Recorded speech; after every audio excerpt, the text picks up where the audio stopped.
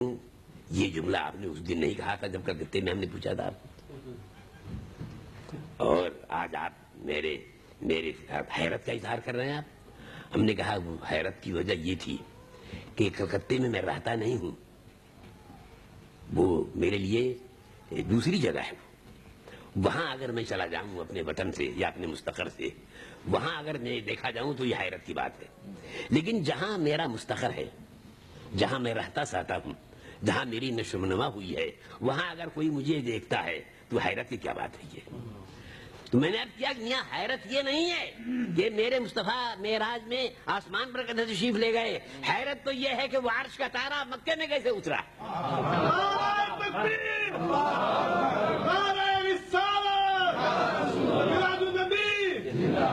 حضور اکرم سید عالم صلی اللہ علیہ وسلم وہاں سے یہاں کیسے آئے؟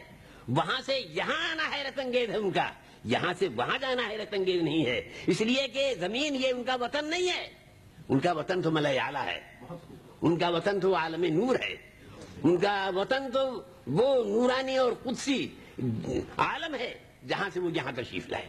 خود حضرت جبریل امین سے حضور نے ایک بار پوچھا کہ جبریل بتاؤ تمہاری عمر کتنی ہے؟ تو جبریل نے عرض کیا یا رسول اللہ عمر تو مجھے نہیں بتا سکتا صحیح، لیکن مجھے اتنا یاد ہے کہ ایک ستارہ 70,000 برس کے بعد عرش پر طلوع کرتا تھا، 70,000 برس کے بعد عرش پر وہ طلوع ہوتا تھا ستارہ، اس کو میں نے 70,000 بار دیکھا ہے، اس ستارے کو میں نے 70,000 بار دیکھا ہے۔ اس سے اندازہ لگائیے میری عمر کا، باقی میں صحیح اپنی عمر بتا نہیں سکتا۔ تو حضور نے ارشاد فرمایا کہ تمہیں معلوم ہے اے جبریل 70,000 برس کے بعد جو ستارہ طلوع کرتا تھا عرش آدم پر وہ کون تھا؟ وہ میں ہی تھا، وہ میں تھا۔ تو میرے سرکار کا تو وطن ہے عرش آدم، وہ یہاں سے اگر وہاں جائیں تو یہ حیرت کی بات نہیں ہے، حیرت کی بات تو یہ ہے کہ وہاں سے یہاں کیسے تشریف لائے۔ اللہم صلی علی سیدنا و مولانا محمد وبارک وسلم صلوا علیہ صلاۃ دائمۃ بدوام الملک الحی القیوم۔ مخالف کو ہمیشہ اعتراض کی بات سوچتی ہے۔ ایک دیوبندی نے اعتراض یہ کیا کہ حضور کو اگر علم غیب ہوتا تو حضور جب 50 وقت کی نماز لے کے آ رہے تھے تو راستے میں حضرت موسیٰ علیہ السلام سے ملاقات ہوئی، تو حضرت موسیٰ علیہ السلام نے پوچھا کہ پروردگار عالم کے یہاں سے آپ کی امت کے لیے کیا تحفہ ملا؟ تو حضور نے ارشاد فرمایا کہ 50 وقت کی نماز۔ حضرت موسیٰ علیہ السلام نے عرض کیا یا رسول اللہ یہ 50 وقت کی نماز بہت بوجھ ہو جائے گا، آپ کی امت مشقت میں پڑ جائے گی، یہ 50 وقت کی نماز نبھا نہیں سکے گی آپ کی امت، آپ تشریف لے جائیں واپس اور اس میں تخفیف کروائیے، اس میں کمی کروائیے۔ حضور وہاں سے واپس ہوئے، اللہ کی بارگاہ میں حاضر ہوئے اور پروردگار کی بارگاہ میں التجا پیش کی، 5 وقت کی نماز کم ہو گئی، 45 وقت کی نماز رہ گئی۔ پھر حضرت موسیٰ سے ملاقات ہوئی، یہ راستے ہی میں کھڑے تھے، کہا حضور اب کتنی رہ گئی؟ کہا 45 وقت۔ کیا حضور یہ بھی بہت ہے، پھر تشریف لے جائیں۔ پھر حضور تشریف لے گئے، اس طرح سے 9 بار حضور تشریف لے گئے خدا کی بارگاہ میں، اس لامکاں میں 9 بار تشریف لے گئے، اور 9 بار تشریف لے جانے میں یعنی 45 وقت کی نماز معاف ہو گئی۔ ایک مسخرہ کہہ رہا تھا کہ ایک بار اور حضور اگر چلے گئے ہوتے تو تبلیغی جماعت کی ضرورت نہیں پڑتی۔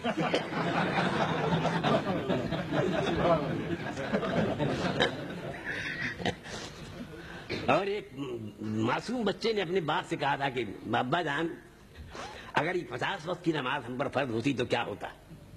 آپ اپنا عصا لے کے آتے گھر میں اور آ کے رکھتے کونے میں، پھر نماز اذان ہو جاتی، امی پوچھتی کہ کہاں جا رہے ہو؟ کہا نماز پڑھنے جا رہا۔ پھر آپ جاتے، پھر نماز پڑھ کے آتے، پھر آپ اپنا عصا رکھتے کونے میں، پھر اذان ہو جاتی، پھر امی پوچھتی کہاں جا رہے ہو؟ کہا نماز پڑھنے جا رہا ہوں۔ تو 18 وقت تو آپ کا نماز ہی پڑھنے میں آنے جانے میں ہوتے، مگر یہ اللہ کے پیارے حبیب کا احسان عظیم ہے کہ حضور نے 9 مرتبہ تشریف لے جا کر 45 وقت کی نماز معاف کروائی اور 5 وقت کی نماز رہ گئی۔ اب اس پر جو گستاخ فرقہ ہے، نام نہیں لینا چاہتا میں، آپ سمجھ گئے ہوں گے، وہ اعتراض کرتا ہے کہ حضور کو اگر غیب کا علم ہوتا تو جس وقت کی 50 وقت کی نماز حضور کو دی گئی تھی، اسی وقت حضور اللہ کی بارگاہ میں درخواست پیش کرتے کہ میری امت یہ 50 وقت کی نماز نہیں پڑھ سکے گی، نہیں نبھا سکے گی، پروردگار تو اس میں تخفیف کر دے۔ لیکن حضرت موسیٰ علیہ السلام نے جب کہا تب حضور کو معلوم ہوا۔ تو اس سے پتہ یہ چلتا ہے کہ نبی کو غیب کا علم نہیں ہے۔ میں نے کہا کہ میاں چلو نبی کے بارے میں تو تمہارا اختلاف ہے، علم غیب کے بارے میں تمہارا دعویٰ یہ ہے کہ نبی کو غیب کا علم نہیں ہے، مگر اللہ کے بارے میں تو ہمارا بھی عقیدہ یہی ہے اور تمہارا بھی عقیدہ یہی ہے کہ اللہ غیب جانتا ہے۔ تو اب میں سوال کرتا ہوں کہ اللہ جب غیب جانتا ہے تو کیا تمہارے عقیدے میں اللہ کو بھی غیب کا علم نہیں تھا کہ 50 وقت کی میں نماز دے رہا ہوں اور 45 وقت کی میں معاف کروں گا، پھر 5 ہی وقت کی رہ جائے گی تو پہلے ہی کیوں نہ 5 وقت کی نماز فرض کر دیں؟ کیا تم کہو گے کہ اللہ کو بھی غیب کا علم نہیں تھا؟ کہا کوئی مصلحت ہوگی۔ ہم نے کہا کہ وہی مصلحت جس کو تم مصلحت کہہ رہے ہو نا، کہ کسی مصلحت کی وجہ سے اللہ تعالیٰ نے 50 وقت کی نماز معاف فرمائی اور 9 بار کے آنے جانے میں 45 وقت کی نماز معاف ہوئی، وہ مصلحت معلوم ہے تمہیں کیا تھی؟ حضرت موسیٰ علیہ السلام نے درخواست کی تھی کہ رب ارنی پروردگار تو مجھے دکھلا دے اپنے آپ کو، تو اپنا دیدار کرا دے۔ تو جواب یہ ملا کہ لن ترانی، تم مجھے ہرگز نہیں دیکھ سکتے۔ تو ایک مشتاق تمنائی تھا کہ یوں نہیں دیکھ سکے تو ایسا کوئی موقع مل جائے کہ دیکھنے والا آنکھ رہا ہو تو میں اس کی آنکھ کو دیکھ لوں کہ آنکھوں میں جلوہ دیکھے میں پروردگار عالم کا۔ اس لیے حضرت موسیٰ رہودر پہ کھڑے تھے اور بار بار بھیج رہے تھے کہ جائیے نئے نئے جلوے لے کے آئیے اور میں آپ کی آنکھوں کو دیکھتا رہوں، خدا کے جلووں کا نظارہ ہوتا جائے۔ اور ایک اس میں نقطہ اور بھی تھا کہ یہ بھی بتانا تھا حضرت موسیٰ علیہ السلام پر یہ بھی باتیں کرنی تھی کہ اے حضرت موسیٰ، آپ نے درخواست کی تھی مگر دیدار نصیب نہیں ہوا آپ کو، اور دیکھیے کہ مجھے بلانے کے لیے جبریل امین گئے تھے، اور اب تقرب کا عالم یہ ہے کہ اب کوئی بلانے والا نہیں ہے، میں خود جا رہا ہوں آ رہا ہوں، خود جا رہا ہوں آ رہا ہوں، خود جا رہا ہوں آ رہا ہوں۔ اعلیٰ حضرت فرماتے ہیں کہ قصر دنا تک ان کی رسائی، قصر دنا تک ان کی رسائی، آتے یہ ہیں جاتے یہ ہیں، آتے یہ ہیں جاتے یہ ہیں، آتے یہ ہیں جاتے یہ ہیں۔ پتہ یہ چلا کہ اللہ کے پیارے حبیب کو اللہ کے بارگاہ میں وہ تقرب کا مقام حاصل ہے کہ جبریل امین جیسا سفیر نہ بھی ہو تب بھی وہ تشریف لے جاتے ہیں، جا رہے ہیں اور آ رہے ہیں، جا رہے ہیں اور آ رہے ہیں۔ اللہم صلی علی سیدنا و مولانا محمد و بارک وسلم صلو علیہ۔ یہ بات بھی وعدے کرنی تھی حضرت موسیٰ علیہ السلام پر۔ اب ایک سوال آپ کے ذہن میں یہ بار بار اٹھتا ہوگا کہ یہ حضور کو یہ معراج کیوں ہوئی؟ بے شمار اسباب اور مقاصد لوگوں نے بیان فرمائے کہ کیوں معراج ہوئی۔ ان میں سے ایک سبب یہ بھی ہے معراج کا کہ آپ کو اچھی طرح معلوم ہے کہ ایک دن آنے والا ہے قیامت کا، اور اللہ کے پیارے حبیب جناب محمد رسول اللہ صلی اللہ علیہ وسلم نے حدیثوں میں ارشاد فرمایا کہ قیامت کا ایک دن 50,000 برس کے برابر ہوگا۔ لوگ اپنی اپنی قبروں سے باہر نکلیں گے، سورج سوانیرے پہ بہت قریب ہو جائے گا، پسینے میں لوگ ڈوبے ہوئے تیر رہے ہوں گے، اور سارے فرزندان آدم ایک ہی جگہ میدان معاشر میں مجتمع ہوں گے، سارے کے سارے انسان سب کے سب مجتمع ہوں گے۔ آپ اندازہ لگاؤ کہ حضرت آدم سے لے کر اور سورہ اسرافیل تک جتنے بھی انسان دنیا میں پیدا ہوئے سب وہاں موجود ہوں گے، کتنا بڑا میدان ہوگا وہ۔ اور اس میدان میں اب چاروں طرف گھوم رہے ہیں، چاروں طرف گھوم رہے ہیں، صبح ہو گئی، صبح سے اب دوپہر ہونے کو آئی، 25,000 برس کا عرصہ گزر گیا، کسی منزل کا پتہ نہیں ہے کہ کہاں جانا ہے، کدھر جانا ہے، ٹھکانا کیا ہے، آگے کیا ہوگا، یہ کسی کو پتہ نہیں ہے۔ تب حضور نے حدیث میں ارشاد فرمایا ہے کہ سارے بنی آدم، سارے فرزندان نسل انسانی مجتمع ہوں گے، ان کی سب سے بڑی کانفرنس ہوگی وہاں پر، بہت بڑی کانفرنس ہوگی، اور مشورے کے لیے سب مجتمع ہوں گے۔ سب لوگ جب بیٹھ جائیں گے تو اس میں اس بات پر غور ہوگا، ایجنڈا یہی ہوگا کہ آج صبح سے اور دوپہر تک ہم چاروں طرف مارے مارے پھر رہے ہیں، کسی منزل کا سراغ نہیں مل رہا ہے، پتہ نہیں چل رہا ہے کہ کہاں جانا ہے، کدھر جانا ہے۔ اس لیے اب سوچو کہ کیا کرنا ہے. آج پروردگار عالم کے قہر و جلال کی چنگاریاں برس رہی ہیں. آج پتہ نہیں ہے، دل دھڑک رہا ہے کہ آگے کیا ہونے والا ہے. کچھ تو راستہ نکالو، سوچو. تو اس مجمع میں سبھی ہوں گے، وہ بھی ہوں گے جو آج اللہ کے نبی کی شفاعت پر انکار کرتے ہیں، اعتراض کرتے ہیں. وہ بھی ہوں گے جو اسلام کا انکار کرتے ہیں. وہ بھی ہوں گے جو رسول اللہ کی توحید کا انکار کرتے ہیں. سارے مخالف معاوض سبھی ہوں گے، اور ایک ہی سوال ہوگا ان کے سامنے کہ آج کون سا راستہ اختیار کیا جائے، کیا طریقہ اختیار کیا جائے کہ پروردگار عالم کا قہر و جلال رحمت و جمال میں بدل جائے، معاشر کی فضا بدلے. کوئی ایسا راستہ نکالو. 25,000 برس ہو گئے مارے مارے پھرتے ہوئے، کیا کرنا ہے؟ تو آپ کو معلوم ہے میرے دوستو، سنیے غور سے، وہ دن سارے کے سارے افراد نسل انسانی موجود ہیں. بات کیا طے پائے گی؟ بات یہ طے پائے گی کہ آج سے سوائے اس کے اور کوئی راستہ نہیں ہے کہ خدا کے کسی مقرب بندے کا سہارا وسیلہ تلاش کرو، خدا کے کسی مقبول بندے کا وسیلہ تلاش کرو، ان کی بارگاہ میں حاضری دیں اور وہ اپنے رب کی بارگاہ میں عرض کریں، تب جا کے یہ ماحول بدل سکتا ہے اور یہ فضا تبدیل ہو سکتی ہے. میں کہتا ہوں کہ بڑے بڑے روزے والے بھی ہوں گے، اس میں بڑے بڑے نماز والے بھی ہوں گے، نیکیوں کا پہاڑ لے کر جانے والے بھی ہوں گے، بڑے بڑے عبادت گزار لوگ بھی ہوں گے، بڑے بڑے زاہد شبدار لوگ بھی ہوں گے. مگر کوئی یہ نہیں کہے گا کہ میاں کسی بندے کو تلاش، کسی بندے کا وسیلہ ڈھونڈنے کے بجائے ہم ایسا کیوں نہ کریں کہ ہمارے پاس نیکیوں کا پہاڑ ہے، ہم لے کے چل رہے ہیں، نمازیں لے کے چل رہے ہیں، روزہ لے کے چل رہے ہیں، زکوٰۃ اور خیر و حسنات کا ذخیرہ لے کے چل رہے ہیں، اسی کے وسیلے سے اللہ کی بارگاہ میں چلو ہم لوگ فریاد کریں. یہ کوئی نہیں کہے گا. سب اس بات پر متفق ہو جائیں گے کہ نہیں، اللہ کے کسی مقبول بندے کا وسیلہ تلاش کیا جائے. کوئی یہ نہیں کہے گا کہ میاں معاف کرے گا پروردگار، مہربانی فرمائے گا وہ، رحمت کا در کھولے گا وہ، کسی بندے کے پاس ہم کیوں جائیں، خالق کے پاس کیوں نہ جائیں، معبود کے پاس کیوں نہ جائیں. یہ نہیں کہے گا کوئی وہاں پر. سب اس پر متفق ہو جائیں گے کہ آج تو سوائے اس کے اور کوئی راستہ نہیں ہے. تب پھر کس کے پاس جائیں؟ تو یہ بات طے پا جائے گی کہ ہمارے باپ حضرت آدم اللہ کے محبوب پیغمبر بھی ہیں اور ہمارے باپ بھی ہیں، ان سے خون کا رشتہ بھی ہے اور پروردگار عالم کی بارگاہ میں تقرب کا رشتہ بھی ہے. چلو انہی کے پاس چلیں. چنانچہ سارا یہ قافلہ انسانوں کا حضرت آدم علیہ السلام کی بارگاہ میں حاضر ہوا. حضرت آدم علیہ السلام کے دربار میں پہنچنے کے بعد ان سے درخواست کرتا ہے کہ حضور آپ میرے باپ ہو، آپ اللہ کے مقبول پیغمبر ہو. آج دیکھ رہے ہو آپ کی 25,000 برس ہو گئے ہمیں میدان معشر میں مارے مارے پھرتے ہوئے، کہیں منزل کا سراغ نہیں مل رہا ہے. خدا کے قہر و جلال کی بجلیاں چمک رہی ہیں، چنگاریاں برس رہی ہیں. حضور کم سے کم اپنی زبان تو کھولو، آج اپنی تقرب کا صدقہ دو اور خدا کے دربار میں ہماری سفارش کرو. آپ تو معلوم ہے حضرت آدم علیہ السلام کیا جواب دیں گے؟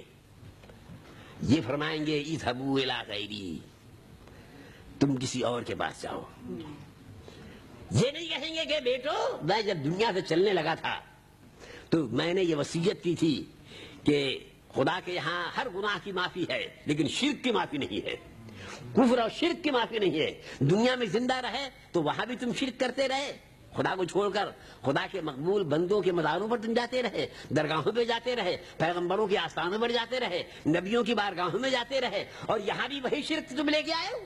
خدا کا دربار موجود ہے، وہیں جا کے کیوں نہیں سر بڑھتے؟ میرے پاس کیوں آئے ہو؟ ایک بندے کے پاس کیوں آئے ہو؟ حضرت آدم علیہ السلام یہ نہیں فرمائیں گے، یہ فرمائیں گے کہ تمہیں تو جانا ہے کہیں نہ کہیں، لیکن آج میری زبان نہیں کھل رہی ہے، تم کسی اور کے پاس جاؤ. ایک قدم انہوں نے آگے تو بڑھا دیا. حضرت شیش علیہ السلام تک پہنچا یہ قافلہ، ان سے بھی یہ درخواست کی، انہوں نے بھی یہی کہا اذهبوا الی غیری، کسی اور کے پاس جاؤ. حضرت نوح علیہ السلام کے پاس پہنچے، وہاں بھی کہا، درخواست پیش کی، تو وہاں بھی وہی نفسی نفسی کا عالم ہے اور یہ فرماتے ہیں کہ اذهبوا الی غیری، کسی اور کے پاس جاؤ. حضرت موسیٰ علیہ السلام کے پاس گئے، حضرت ابراہیم علیہ السلام کے پاس گئے، حضرت سلیمان علیہ السلام کے پاس گئے، حضرت داؤد علیہ السلام کے پاس گئے، حضرت اسماعیل علیہ السلام کے پاس گئے. سارے انبیاء کی بارگاہوں سے گزر رہا ہے یہ قافلہ اور ہر جگہ یہی جواب مل رہا ہے اذهبوا الی غیری، تم کسی اور کے پاس جاؤ، تم کسی اور کے پاس جاؤ، کسی اور کے پاس جاؤ. میں کبھی کبھی سوچتا ہوں اور ان لوگوں سے میں کہتا ہوں جو آج ان بارگاہوں کے مخالفین ہیں کہ میاں اس دن تو انہی بارگاہوں سے گزرنا ہوگا. تم یہ بتاؤ یہ راستہ تو ہمارا دیکھا بھالا ہے, یہ راستہ تو ہمارا دیکھا بھالا ہے, دن رات ہم اسی راستے سے گزرتے ہیں. آپ بتائیے آپ کیسے چلیے گا, اس دن ہمارے ساتھ آپ کیسے چلیے گا؟ یہ شرک کا کام وہاں کیسے آپ کریں گے؟ شرک والا یہ کام وہاں آپ کیسے کریں گے؟ یہ مجھے بتائیے. اللہ اکبر, ذرا غور فرمائیے آپ. ہم نے کہا کہ دنیا میں تم ہم سے مناظرہ کرتے رہے, تم ہم سے بحث کرتے رہے, تم ہمارے خلاف جنگ کرتے رہے, سفارش اور شفاعت کی بنیاد پر, وسیلے کی بنیاد پر, تو تمہارا جو مذہب تھا جو تم یہاں لے کے آئے تھے وہ مذہب تو آج کام نہیں آ رہا. اللہ اکبر, بہت خوب. وہ مذہب تو آج کام نہیں آ رہا ہے. اس مذہب کا لبادہ چھوڑ کر اتار کر کے تم نے پھینک دیا اور ہمارا مذہب تم نے اختیار کر لیا آج. ارے تو جب مذہب کا لبادہ ہی اتارنا ہے تو قیامت میں کیوں اٹھا رکھا ہے؟ آج ہی پھینک دینا اس کو. ارے جب بدلنا ہے تو آج ہی بدل جاؤ, یہی بدل جاؤ, یہی بدلو. اللہ اکبر. آپ سوچئے, اب آخر میں پہنچتے پہنچتے حضرت عیسیٰ کی بارگاہ تک یہ قافلہ پہنچا. اللہ اکبر. انہوں نے فرمایا کہ ارے کہاں مارے مارے پھر رہے ہو؟ تمہیں آج پتا نہیں ہے کہ شفاعت کا تاج کس کے سر پہ جگمگا رہا ہے؟ اور یہ منصب کس کو آتا ہوا ہے تمہیں معلوم نہیں ہے؟ آج تو کوئی کسی کی بھی جرات نہیں ہے کہ بارگاہ الہی میں خدا کے قہر و جلال کی ذات پر زبان کھول سکے. آج اگر کوئی بول سکتا ہے تو صرف مصطفیٰ کی ذات ہے.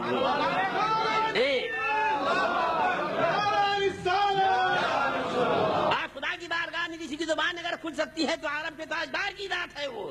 ارے تم انہی کی بارگاہ میں جاؤ, کہاں مارے مارے پھر رہے ہو تم؟ اب وہاں سے بھی جب جواب ملا تو اب سوچ رہا ہے یہ قافلہ کہ اب تو وہ آخری جگہ ہے, یہ کہیں اگر وہاں سے بھی مایوسی ہو گئی تو پھر ہم کیا کریں گے؟ اسی امید و بیم کے عالم میں یہ قافلہ اب چل رہا ہے, جا رہا ہے, تاجدار عرب و عجم کی طرف جا رہا ہے, رحمت للعالمین کی طرف جا رہا ہے, شافع معشر کی طرف جا رہا ہے. دور سے دیکھا ایک روشن چہرہ آنے والوں کو دیکھ رہا ہے. ایک چمکتا ہوا چاند کی طرح سے ایک روشن چہرہ آنے والوں کو دیکھ رہا ہے.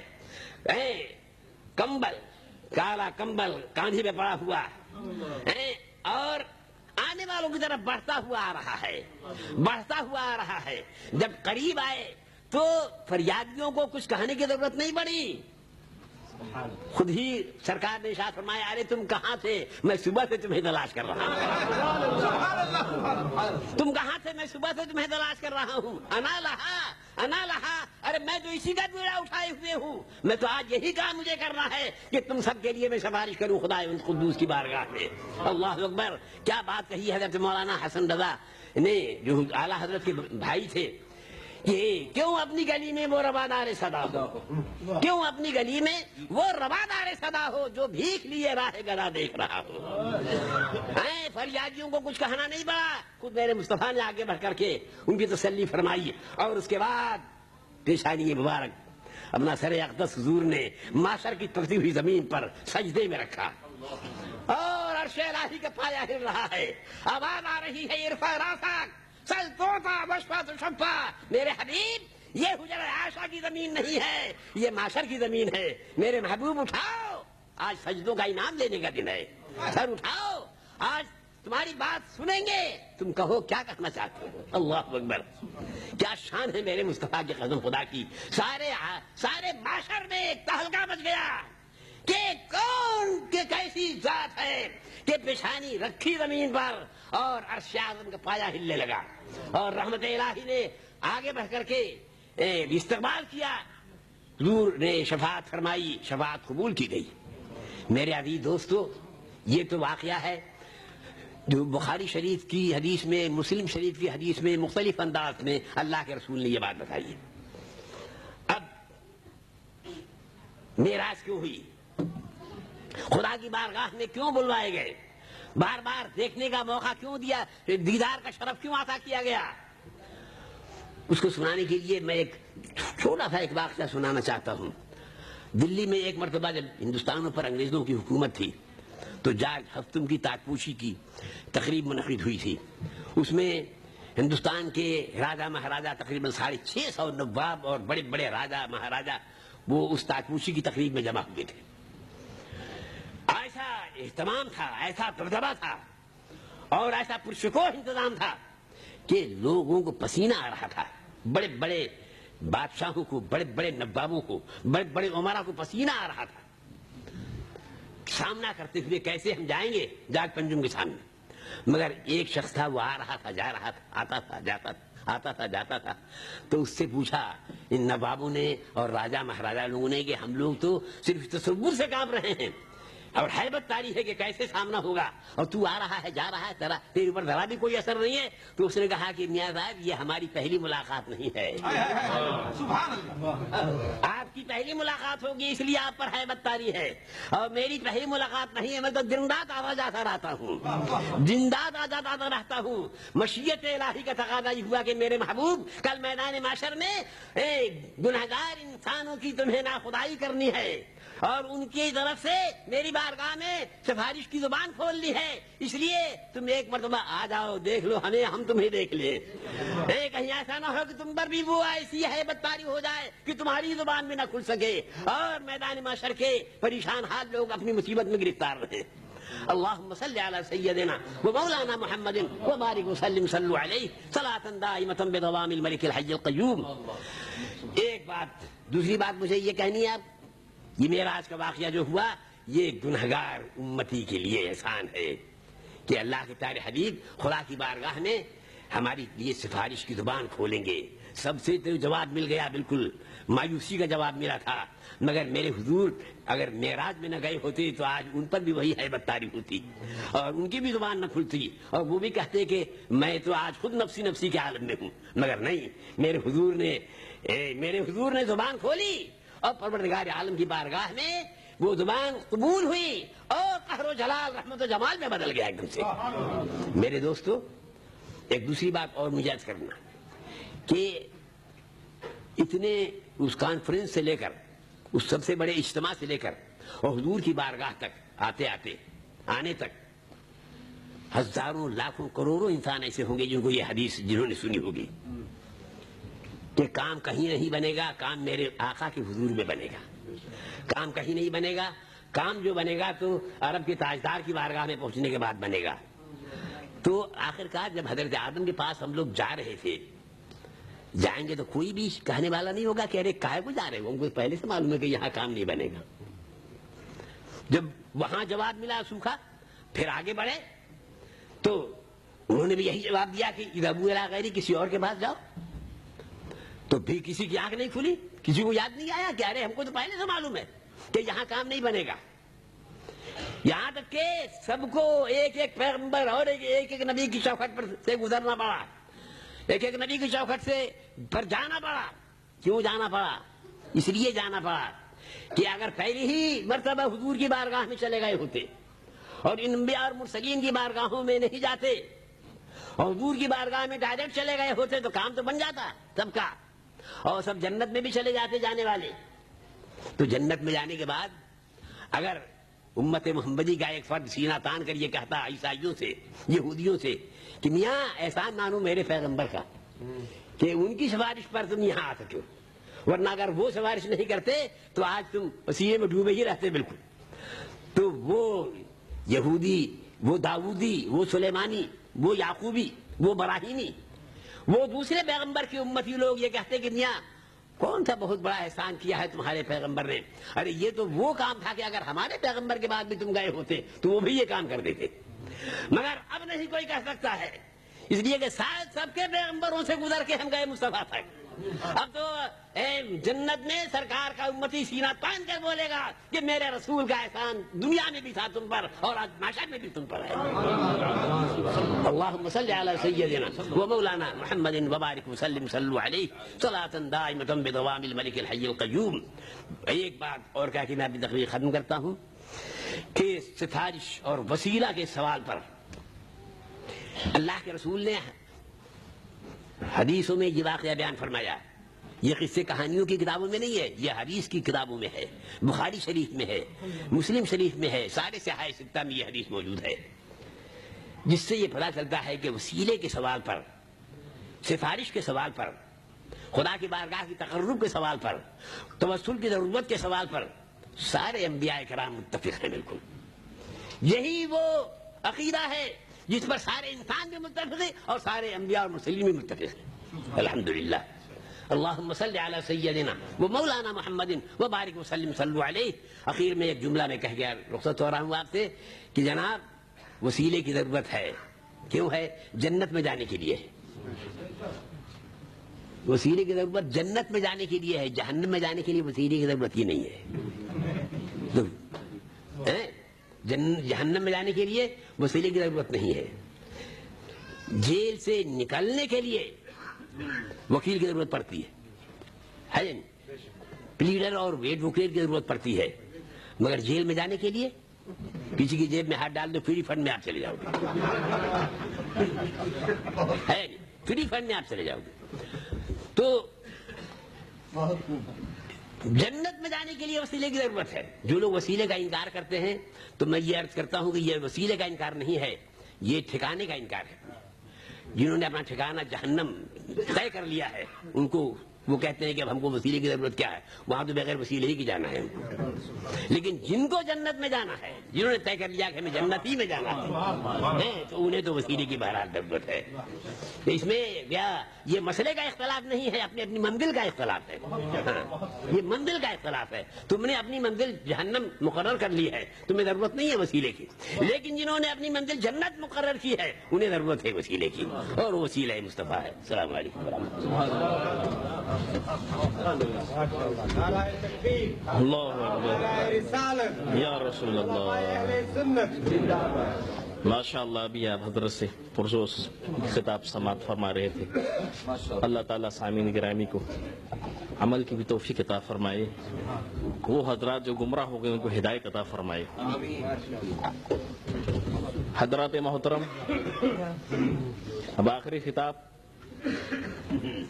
آپ کی خدمت میں ہماری آپ کی خوش بختی اور خوش قسمتی سے حضور قائد اہل سنت، حق و صداقت کی نشانی، ورلڈ اسلام مشن کے سربراہ صدر ذی وقار آپ خدمت میں تشریف لا رہے ہیں.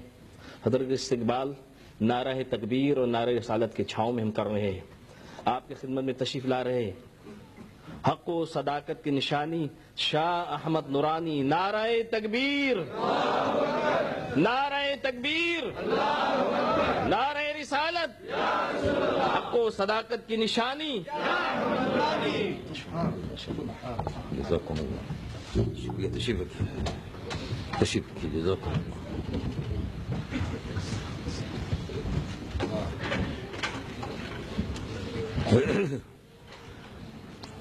اعوذ باللہ من الشیطان الرجیم. بسم اللہ الرحمن الرحیم. الحمد للہ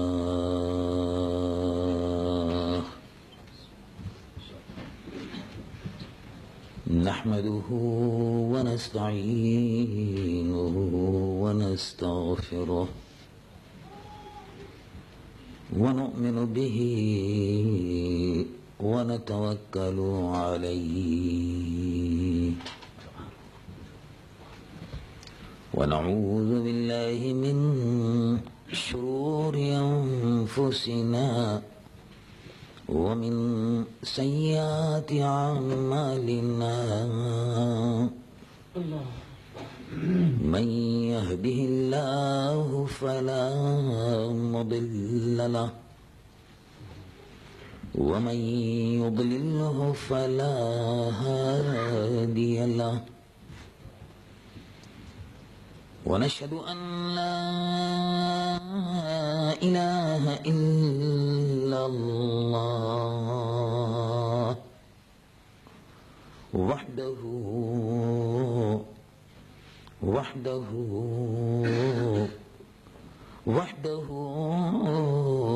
لا شريك له. ونشهد أن سيدنا ونبينا وحبيبنا ومولانا محمد صلى الله تعالى عليه وسلم الذي أرسل إلى الخلق كافة بشيرا ونذيرا وداعيا إلى الله بإذنه